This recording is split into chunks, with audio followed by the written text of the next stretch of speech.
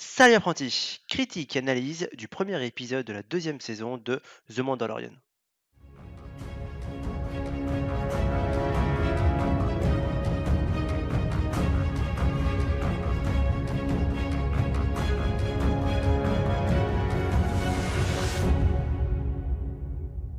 Ah là là, que c'est bon, ça fait vraiment plaisir de retrouver The Mandalorian. Ce chapitre 9 est sorti ce vendredi 30 octobre. Le titre de l'épisode est Le Marshal. En guise d'ouverture d'épisode, on a un prologue résumant la première saison de The Mandalorian avec des dialogues et des scènes clés. Rappelons ainsi à ceux qui auraient oublié ce qui s'est passé et la nouvelle quête de notre cher Mandalorien accompagné de son mini Yoda. Mando a pour mission de ramener le mini Yoda auprès des siens. Mais je pense que Mando a en tête de retrouver la race du mini Yoda et non les Jedi. Au vu de l'ambiguïté entre ordre, race et autre chose, et au vu de toutes les références dans les dialogues du fait que personne n'a déjà vu un autre être de cette espèce, celle du mini Yoda. En effet, la Mandalorienne, qui lui a confié cette mission, était assez énigmatique dans sa façon de parler. Mando n'a jamais vu de Jedi ni de Sith, ni même entendu parler avant de ça. Peut-être que la Mandalorienne elle-même n'en a entendu que des histoires, possiblement déformées. On reste quand même sur du haut niveau avec cet épisode. Toujours en mode western galactique, bien sûr. Que c'est bon d'avoir un Star Wars récent de ce niveau. N'est pas trop un spoil si je te dis qu'on revoit toute la panoplie d'armes qu'Amando a à sa disposition. On assiste à des combats recherchés, mais sans fioriture, qui malheureusement entachent trop souvent les combats au sabre laser. Toujours pas de musique iconique selon moi, qui dure plus de quelques secondes. On reste sur la même colorimétrie que la première saison, qui reste donc toujours agréable à regarder. A l'instar des 8 premiers épisodes, on apprend davantage sur le lore de Star Wars. Bien sûr, tout en restant fidèle au lore de l'univers étendu. Avant de passer à la partie avec spoilers, je tiens à dire que volontairement, je n'ai pas fait de vidéo sur le trailer afin de ne pas spoiler l'intrigue et de profiter au maximum de cette nouvelle saison. Nous voici dans la partie avec spoilers. Via la recherche d'informations par Mando, on peut assister à un combat entre deux Gamoréens sur un ring. Combat à coups de hache vibre-lame et apparemment une sorte de bouclier d'énergie qui bloque la lame mais fait passer toute la puissance du coup. Là j'avoue, je ne comprends pas trop le principe. Le retour sur Tatooine permet de montrer deux choses importantes. La première étant bien sûr l'armure de Boba Fett, ou au moins une armure qui lui ressemble comme deux gouttes d'eau. Mais bon, comme tu peux le voir sur cette image, c'est clairement celle de Boba Fett. Plusieurs détails sont importants pour toute théorie sur Boba Fett. Primo, l'armure se trouve sur Tatooine et en possession de Jawa. Deuxio, l'armure est encore plus mauvais état que la dernière fois qu'on a vu Boba Fett. Au départ, j'ai vraiment pensé que Boba Fett avait été exécuté en fait au niveau de l'impact qu'on voit sur le côté, mais après, en regardant de plus près d'autres images de Boba Fett, notamment des images des films, et bien en fait j'ai vu que Boba Fett avait déjà cet impact là et que l'impact n'est pas creux en fait, c'est juste en fait un renfoncement dans son armure. Donc exit le côté exécution de Boba Fett que je pensais vraiment au départ, sachant que c'est canon, que bien avant The Mandalorian, que Boba Fett est sorti vivant du Sarlacc.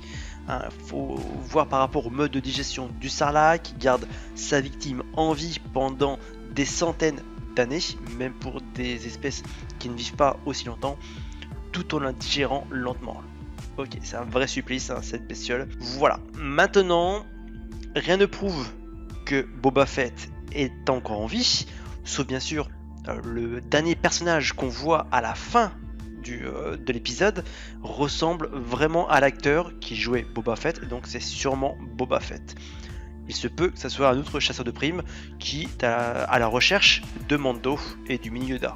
Comment ça se fait que l'armure est arrivée en possession des Jawa? Je pense que Boba Fett l'a laissée, en fait, une fois sortie du Sarlacc, elle était en trop mauvais état, il a préféré la laisser sur place, et si c'est bien le personnage qu'on voit à la fin, il a préféré du coup ne plus du tout revêtir d'armure de Mandalorien, notamment parce que en fait les Mandaloriens ont été chassés, ont été purgés, ça on le voit du coup dans la première saison, que dès qu'il y a un Mandalorien qui apparaît, en fait il se fait attaquer par l'Empire. Donc je pense que Boba Fett en a profité pour justement ne ne plus mettre d'armure.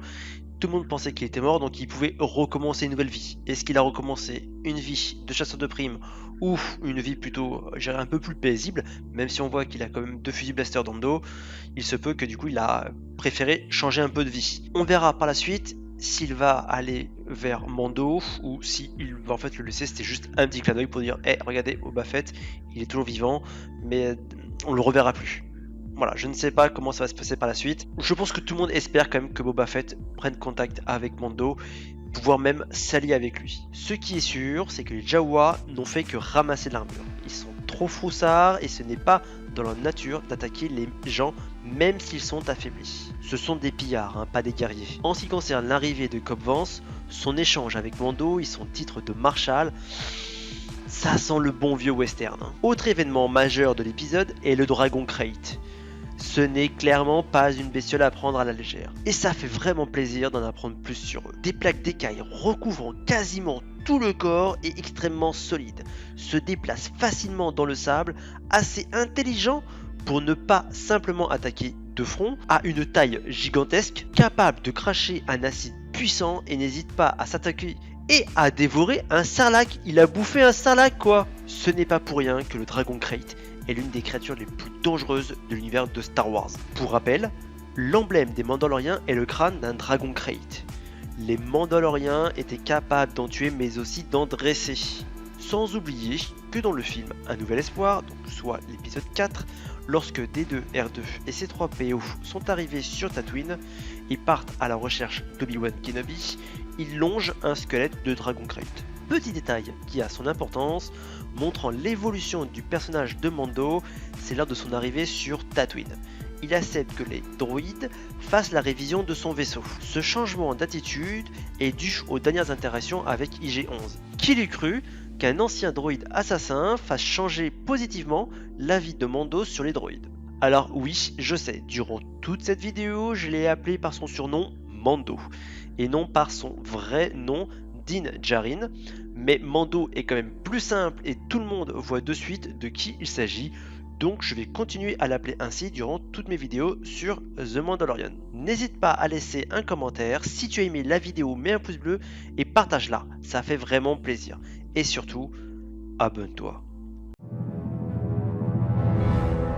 Bienvenue à la partie bonus. Ça faisait longtemps que je n'en avais pas fait, et comme je l'ai indiqué dans une précédente vidéo, je n'en ferai pas à chaque fois. Il est bon et rassurant de savoir que Kathleen Kennedy, la directrice de Lucasfilm chez Disney, qui a carrément pourri les derniers Star Wars, a été purement et simplement bannie du tournage et des salles de montage de The Mandalorian. Il est à noter que pour la première saison, elle avait même amené ses enfants dans les salles de montage, mettant gravement en danger le twist de l'apparition du mini Yoda.